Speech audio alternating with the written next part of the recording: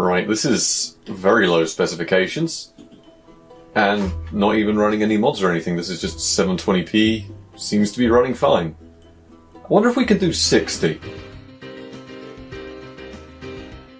That's right, today we're going to be seeing whether this old Dell, which is around 12 or 13 years old, holds up when pitted up against GTA 5, the title everyone's talking about, mostly because it's free. But don't worry, I'll be testing single player and then finding out and telling you guys what is going on with online on these old systems. But what exactly is inside this PC? Well, for a bit of a refresher on the specifications, they are a Core 2 Duo E8400, two old cores clocked decently high but pretty below the minimum specifications nowadays, along with 4GB of DDR2 RAM limited to 667MHz by the motherboard, as well as an upgraded graphics card. Oh, but before any of you complain, this is the lowest spec 8800 GT there ever was, with only a quarter of a gig of VRAM, released 14 years ago, in 2006. It predates this system by about 2 years from my findings, so there we have it, a decade plus old Dell, and an even older graphics card, a fairly common pairing if you're going around looking at used computers, because most tend to have been upgraded by this point now. Not that this is really an upgrade. After plugging it in though, I noticed one unexpected problem that I didn't really expect to run into with an older computer, and it's not the specifications of the Dell for once, no, it's the operating system. See, I use this system for running XP and Vista for older software, because for older software it's pretty overkill. But for modern stuff, it's not exactly fantastic, as we're probably going to find out. So we need to upgrade to Windows 7 or 10 or whatever it is I decide to do, and something that's not absolutely abysmal in terms of modern day support. So let's cue the montage of getting this thing ready.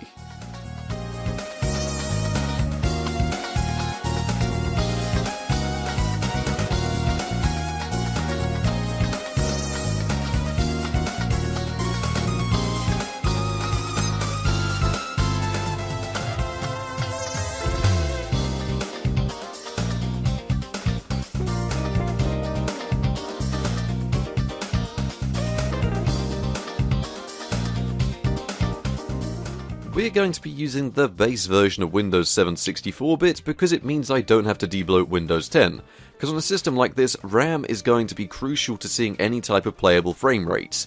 It's not like our graphics card has much VRAM, and it's not like 4GB really cuts it for even just general usage nowadays. Maybe on a lightweight operating system, I suppose. It might do okay. It was also at this point I realized that GTA 5 is actually bigger than the boot drive in this PC. How times have changed with this title. It used to fit on 16GB back on the Xbox 360 days. But usually to launch this game I just double click it in Steam and it launches. But oh no, things have changed a bit there too. See, the new Rockstar launcher actually gave me a bit of a headache. Usually the game just installs with the launcher, but this is actually broken on early versions of Windows 7 as I got this to repeat a couple of times. So whether this is useful to anyone, inside the GTA 5 directory there's a Play GTA 5 executable, which seems to force a reinstall of those components, which then of course caused the game to start asking for the game DVDs, but after, a fresh install of graphics drivers and a restart, it seemed like it was finally time to put a decade plus old Dell up against the latest and greatest of free games, because everyone wants to see this tested for some reason.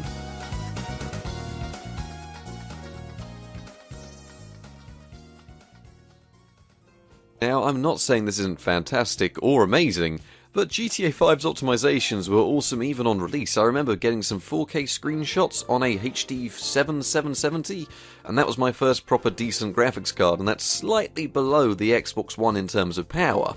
Now, I wouldn't say this looked as nice as the Xbox 360 version of the game, which does still look absolutely fantastic, but it definitely ran about as stable as the Xbox 360, which is definitely fully playable, usually sticking around that 30 FPS zone. The only time I could get the game to drop below this really was during really heavy police chases, which took a little bit more CPU time to process the AI going on around you.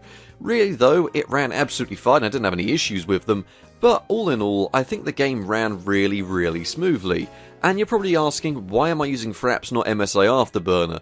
Well, on a system like this, we have such little RAM available to us that opening up programs like MSI Afterburner in the background genuinely do cause you some frame rate issues, and you could see slightly larger frame drops with MSI Afterburner open, which is why I decided to stick for the much more lightweight fraps, just to show you a frame rate up in the top right corner. Really, I could have done this with Steam, but it's a bit hard for you guys to see, and I want you guys to see exactly how I'm playing the game.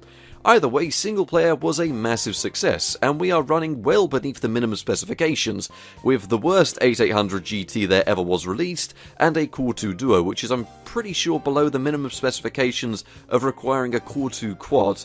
But still, there wasn't much in the way of pop-in because I have the view distance set as low as possible, and the game did tend to run really nicely, and we did hit 60 FPS in certain instances when there was nothing much going on. All in all though, 25 to 30 FPS and definitely playable. And then came online, which I did end up recording via a capture card, mostly because my camera was out of battery because it had taken me so long to film getting this all set up.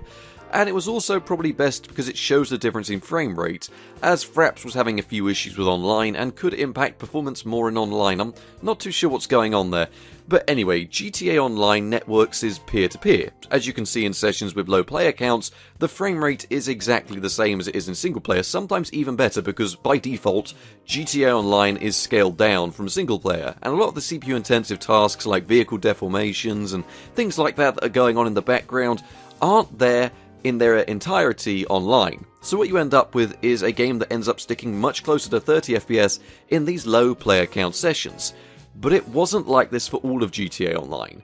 See, when I went to join a higher player count session, this one had 28 people in it, now that's where our issues started. And you're probably asking yourself, why is that though?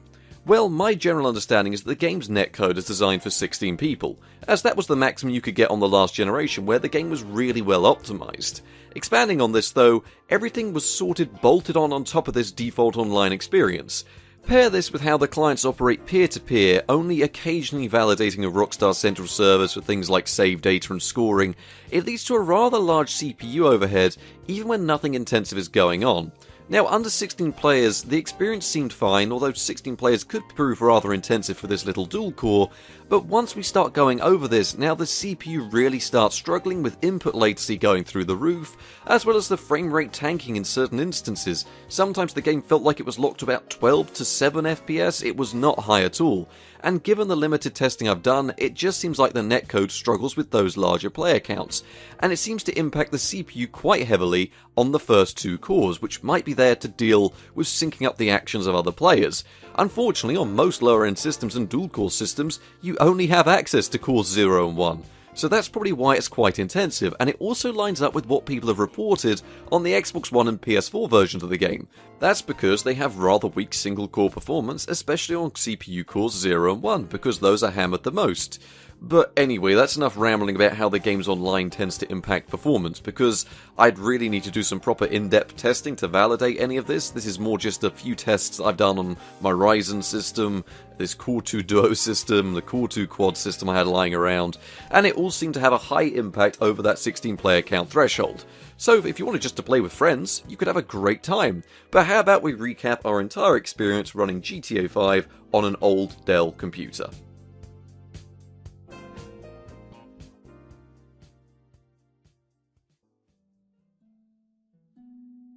So there we have it, GTA 5 running semi-okay on a 12-year-old Dell with a 14-year-old mid-range GPU. All in all though, I'd say that single player was fantastic. I was running it with normal settings in 720p with soft shadows, and that's why I tend to run because that makes the game look alright, as you can see.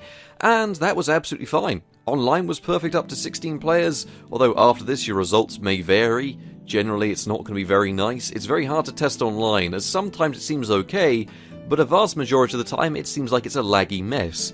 So it all depends on whether you're playing with friends in a closed session, or if you're playing publicly, then you'll probably want to keep an eye on the player count.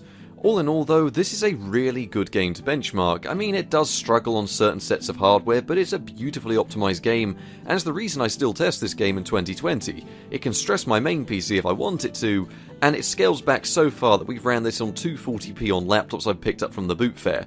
If you want to see if we can push this any further back with maybe some older hardware, maybe an older Dell that I might have lying around, please do let me know, as we could try and get this running on a, I don't know, a Pentium D system, a Pentium 4 system, maybe see if we can scale the game right back to being playable. But anyway, we'll save that for another video. I hope you've all enjoyed this little adventure. Good night. So, if you want to see more like that, you can always like and subscribe. I suppose these are just little projects I end up embarking on, because people wanted to see some modern games tested on my old Dell, and what better game to test than GTA 5, which is the game that everyone's always talking about now. So thank you very much for watching.